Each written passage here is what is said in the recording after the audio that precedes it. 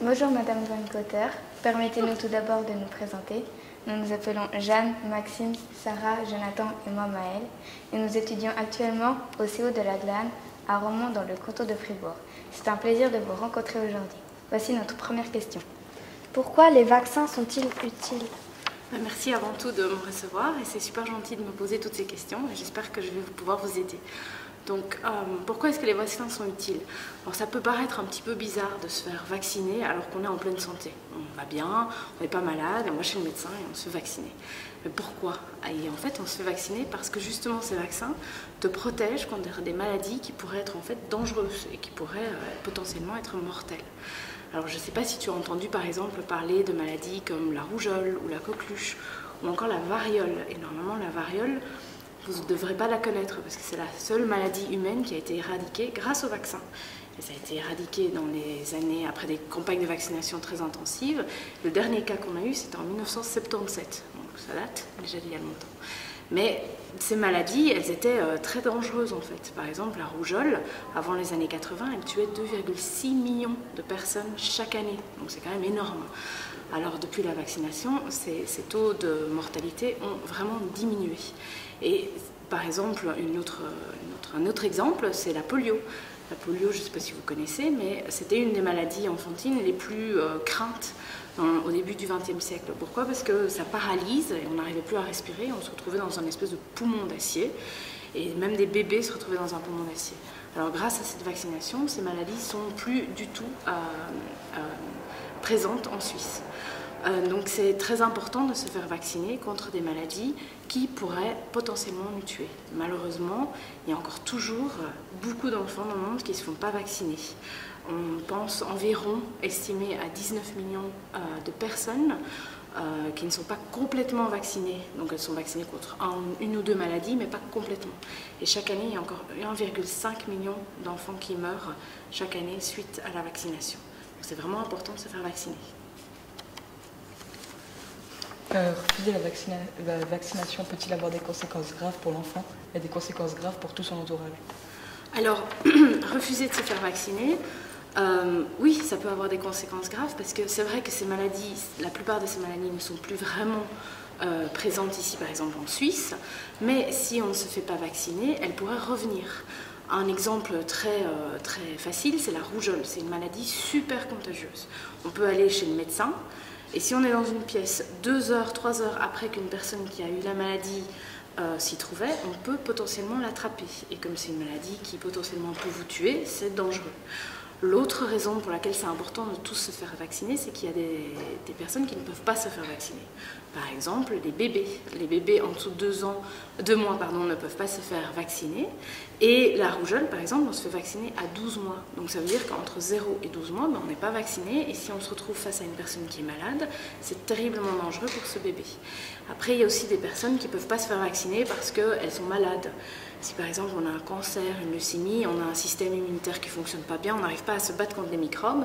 Et donc il vaut mieux que l'entourage soit complètement vacciné pour que cette personne n'attrape pas cette maladie. Depuis que les vaccins sont là, on a vraiment remarqué une diminution drastique dans le nombre d'enfants qui meurent chaque année à cause de maladies. On a une diminution environ de 50% de la mortalité enfantine depuis 2000. Donc c'est important vraiment de se faire vacciner et ne pas se faire vacciner risque effectivement d'apporter des maladies qui sont parties, qu'on croyait parties, qu'on pensait éradiquer. Et ben non, si on voyage par exemple et qu'on n'est pas vacciné contre une maladie et qu'on va dans un autre pays où il y a une épidémie tout à coup de cette maladie et qu'on rentre, on risque de effectivement rendre tout le monde malade autour de soi.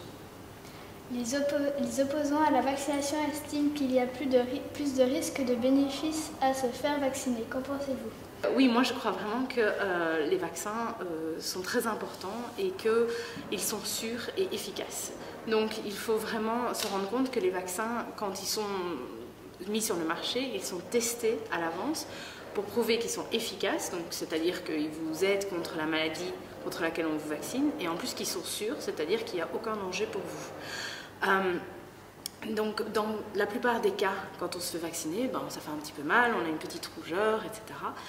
Dans des cas très rares, vraiment extrêmes, il peut y avoir effectivement un effet secondaire négatif.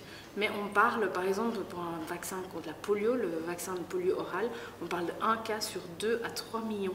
Donc c'est rien. Donc effectivement, le risque que cela peut engendrer par rapport à tous ces enfants qui iraient bien et au risque que cette maladie ne continue pas à se développer est beaucoup plus important. Donc c'est pour ça que oui, pour moi, c'est vraiment très important que l'on se fasse vacciner. Quelles sont les conditions de vaccination sur le terrain? Alors c'est complètement différent de ce que vous connaissez ici en Suisse. Donc je suppose que quand vous vous faites vacciner, papa, maman, on prend un rendez-vous chez le médecin, vous allez chez le médecin le plus proche, c'est fait rapidement, etc. Dans les pays où nous on travaille, où Gavi travaille, c'est les 73 pays les plus pauvres au monde et c'est complètement différent. Donc déjà, les parents doivent souvent marcher pendant des kilomètres, 20, 30, 40, 50 kilomètres, pour arriver jusqu'à un centre de santé ou un hôpital. Dans les pays où on travaille, parfois il n'y a pas de route, ou les routes sont vraiment en très mauvais état. Dans certains pays, il n'y a pas d'électricité. Or, les vaccins, ils doivent être gardés dans le frigo. Et donc, ça veut dire qu'ils doivent être à température stable.